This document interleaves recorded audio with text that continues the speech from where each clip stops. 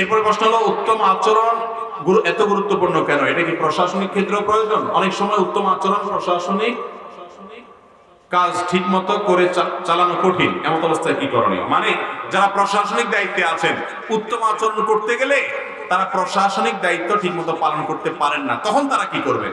Interesting একটা বিষয়। দেখেন, আপনার অধীনস্থ লোকজন আছে, এদের সাথে যদি নরম ব্যবহার করেন মাথায় উঠে বসে, একটা বিপদ। আবার ব্যবহার খারাপ করলে সব সুইয়ের মতো সোজা হয়ে যায়। এক্ষেত্রে কি করবেন? ব্যালেন্স করবেন, রাগ করবেন, সিস্টেমিক্যাল ভাবে শাসন করবেন, মুখ খারাপ করবেন না, নিজের চরিত্র নষ্ট করবেন না। বাদশা হারুনুর রশিদ, ওনার ব্যাপারে একটা গল্প আছে যে উনি ওনার এক বন্ধু ওনার পাশে এসে বসছেন, বন্ধুর সাথে উনি আড্ডা দিচ্ছেন, কথা বলছেন। এর মধ্যে একজন কাজের লোককে ডাক দিচ্ছেন, এদিকে আসুন। কয়েকবার ডাক দিচ্ছে, সে শুনেও না শোনার ভান করছে, অন্য কোনো কাজে ব্যস্ত, আসেনি। তখন হারুনুর রশিদ বাদশার পাশে থাকা দোস্ত বলল, দোস্ত তুমি এত বড় নামি দামি বাদশা, কাজের লোককে এতবার ডাক দিলে সে একটাবার পাত্তা দিল না, তোমার কি একবারও ইজ্জতে লাগে নাই? আমি হলে তো সাইজ করে ফেলতাম।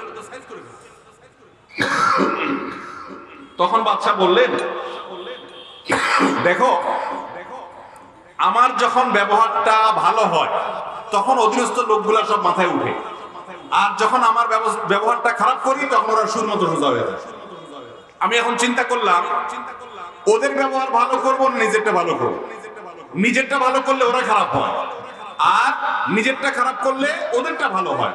তো আরেকজনটা ভালো করতে গিয়ে আমি খারাপ হলে আমারই তো লস হলো। তার চাইতে ওদের কপাল ওরা পড়ুক, আমি অন্তত ভালো থাকার চেষ্টা করি। এর মানে হলো যে আপনি মুখ খারাপ করবেন না, গাল বন্ধ করবেন না, তবে সিস্টেমিক্যাল ভাবে অবশ্যই শাসনের যে উপায়গুলো আছে সেগুলো গ্রহণ করবেন। ভাইরা আমার, যে প্রশ্ন আছে, আমি ভুল বলছি, ফজর আগামী 2 দিনও শেষ হবে। অতএব মাহফিল যদি 3 দিন ব্যাপী হয়, আবার কালকে আমরা জুমার পর থেকে শুরু করলাম, এরপরের দিন আবার শুরু করলাম, তাহলে সেক্ষেত্রে বোধহয় প্রশ্ন শেষ করা যাবে। রাত অনেক হয়েছে। আমার মনে হয় এই প্রশ্নগুলোর উত্তর একবারে যদি দিয়ে ফেলি তাহলে তো ভাই আগামী বছর দাওয়াত দিবে না। অতএব প্রশ্ন থাকুক, দাওয়াত পরে পাওয়ার চান্স থাকুক। আমরা অনেক কথা শুনছি, কম কথা শুনি নাই। যেগুলো শুনলাম আল্লাহ তাআলা আমাদের সবাইকে আমল করার তৌফিক দান করুন।